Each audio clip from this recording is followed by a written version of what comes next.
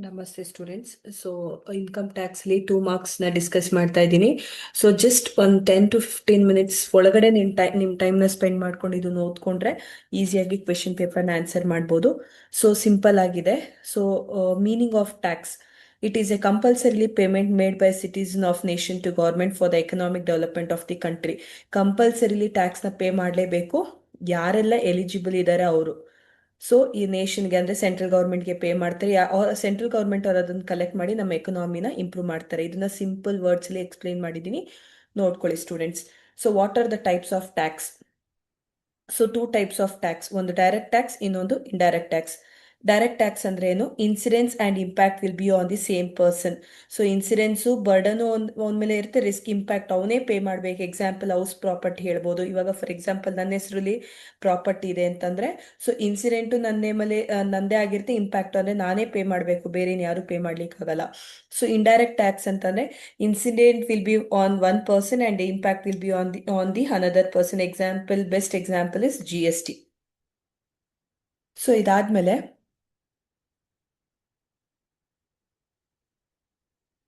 next, what is assessment year? It is a period of 12 months starting from 1st April and ending on 31st March, immediately succeeding the previous year. Previous year ಆದ್ಮೇಲೆ ಬರುವಂಥದ್ದು assessment year. ಅದಕ್ಕೋಸ್ಕರ ಅದನ್ನ succeeding ಅಂತ ಕೊಟ್ಟಿರೋವಂಥದ್ದು ಇಲ್ಲಿ observe ಮಾಡಿ students ಎಲ್ಲರೂ ಕೂಡ. So ಅದಾದ್ಮೇಲೆ what is previous year? It is also a period of 12 months starting from 1st April and ending on 31st March, immediately preceding ಅಂದ್ರೆ ಅಸೆಸ್ಮೆಂಟ್ ಇಯರ್ ಬಿಫೋರ್ ಬರುವಂಥದ್ದೇನು? Previous year. ಸೊ ಎರಡೂ ಕೂಡ period of 12 months. ಇದನ್ನ ಈಸಿಯಾಗಿ ನೆನಪಲ್ಲಿ, ಇದು succeeding, ಇದು preceding. Next, define a person. A person may be liable not only for his income but also on the income of other person. ಅಂತಂದ್ರೆ ಅವನ ಇನ್ಕಮ್ ಜೊತೆಗೆ ಬೇರೆ ಇನ್ಕಮ್ಗೂ ಕೂಡ ಕೆಲವೊಬ್ರು ಪರ್ಸನ್ ಲಯಬಲ್ ಆಗಿರುವಂತದನ್ನ ಪರ್ಸನ್ ಅಂತ ಕರೀತಾರೆ. So what is gross total income? It is an aggregate of all the heads of income before deducting the deduction under section 80C to 80U. ಅಂದ್ರೆ deductions ಕೊಡಕ್ಕಿಂತ ಮುಂಚೆ ಕೊಡೋ ಅಂತದನ್ನ ಗ್ರಾಸ್ ಟೋಟಲ್ ಇನ್ಕಮ್ ಅಂತ ಕರಿತೀವಿ. All the 5 heads of income: income from salary, income from house property, income from business or profession, income from capital gains, income from other sources. ಇಷ್ಟನ್ನು ಕೂಡ add ಮಾಡಿ ಬರೋ ಅಂತದನ್ನ ಗ್ರಾಸ್ ಟೋಟಲ್ ಇನ್ಕಮ್ ಅಂತ ಕರಿತೀವಿ. ಯಾವುದೇ ರೀತಿ ಡಿಡಕ್ಷನ್ಸ್ ಕೊಟ್ಟಿರಲ್ಲ. ಸೊ ನೆಟ್ ಟೋಟಲ್ ಇನ್ಕಮ್ ಅಂತಂದ್ರೆ ಎಲ್ಲ, it is an aggregate of all the heads of income after deducting deductions. ಅಂದ್ರೆ ಡಿಡಕ್ಷನ್ಸ್ 80C to 80U ಕೊಟ್ಟಾದ್ಮೇಲೆ ಬರೋ ಅಂತದನ್ನ ನೆಟ್ ಟೋಟಲ್ ಇನ್ಕಮ್ ಅಂತ ಕರೀತಾರೆ ಸ್ಟೂಡೆಂಟ್ಸ್. ಸೊ ಇದಾದ್ಮೇಲೆ what is agriculture income? The income must be derived from the land. The land must be situated in India. The land must be used for agriculture income. ಈ 4 condition satisfy ಆದ್ರೆ ಅದನ್ನ agriculture ಅಂದ್ರೆ. The income must B derive from the land in India. ಇಂಡಿಯಾದ land ಆಗಿರ್ಬೇಕು. The land must be situated in India. ಅದು agriculture ಪರ್ಪಸ್ಗೆ ಆಗಿರ್ಬೇಕು. So ಇದನ್ನ like agriculture income ಅಂತ ಕರಿತೀವಿ. Next, expansion. PAN, permanent account number, ITAT, income tax appellate tribunal. So CCIT, chief commissioner of income tax. CBDT, central board of direct tax. So ಇಷ್ಟು ಕೂಡ ಇಷ್ಟರಲ್ಲಿ ಯಾವ್ದಾದ್ರು ಒಂದು ಕೇಳ್ಬೋದು, ನೋಡ್ಕೊಳ್ಳಿ students. Who is A resident? An individual is said to be resident in India if he or she satisfy any one basic conditions. So ಆ basic conditions ಏನು ಅಂತಾನು ಕೂಡ ನಿಮಗೆ ಮೆನ್ಷನ್ ಮಾಡಿಲ್ಲ. ಜಸ್ಟ್ ಬೇಸಿಕ್ ಕಂಡೀಷನ್ ಸ್ಯಾಟಿಸ್ಫೈ ಆಯ್ತು ಅಂತಂದ್ರೆ ಅವ್ರನ್ನ resident ಅಂತ ಕರಿತೀವಿ. ಸೊ ಇಷ್ಟು ಬರೆದ್ರೂ ಕೂಡ ನಿಮ್ಗೆ ಮಾರ್ಕ್ಸ್ ಸಿಗುತ್ತೆ. Give the meaning of TDS. TDS refers to tax deducted at source. It is the tax which is deducted at the source of income. It is known as what? TDS.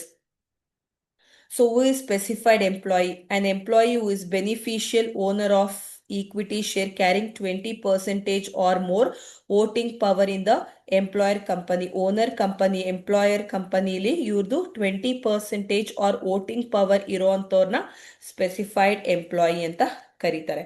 So ಎಷ್ಟೊಂದು question paper ಅಲ್ಲಿ repeat ಆಗಿದೆ.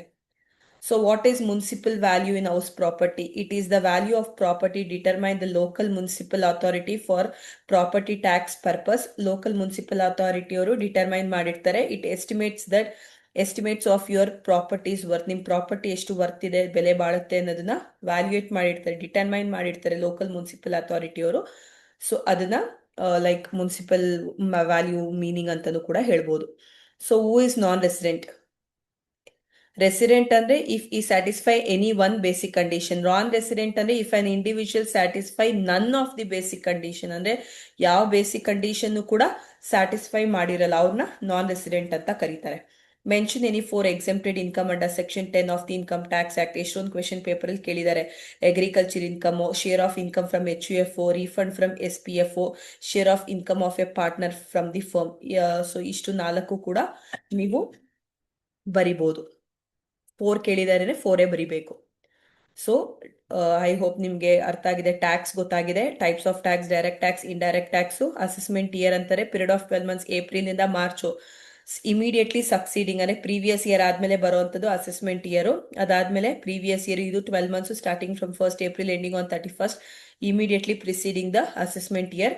Person ಅಂತಂದ್ರೆ ಅವ್ನ್ liable ಆಗಿರ್ತಾನೆ, ಅವ್ನ income ಜೊತೆಗೆ ಇನ್ನೊಂದು ಇನ್ಕಮ್ಗೂ ಕೂಡ ಲಯಬಲ್ ಆಗಿರುವಂತರನ್ನ ಪರ್ಸನ್ ಅಂತ ಕರೀತಾರೆ.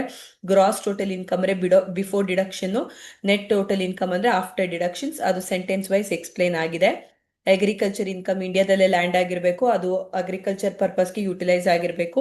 ಎಕ್ಸ್ಪ್ಯಾನ್ಷನ್ ನೋಡಿದಾರೆ. Permanent account number, income tax appellate tribunal, chief commissioner of income tax, CBDBT ಅಂದ್ರೆ central board of direct tax.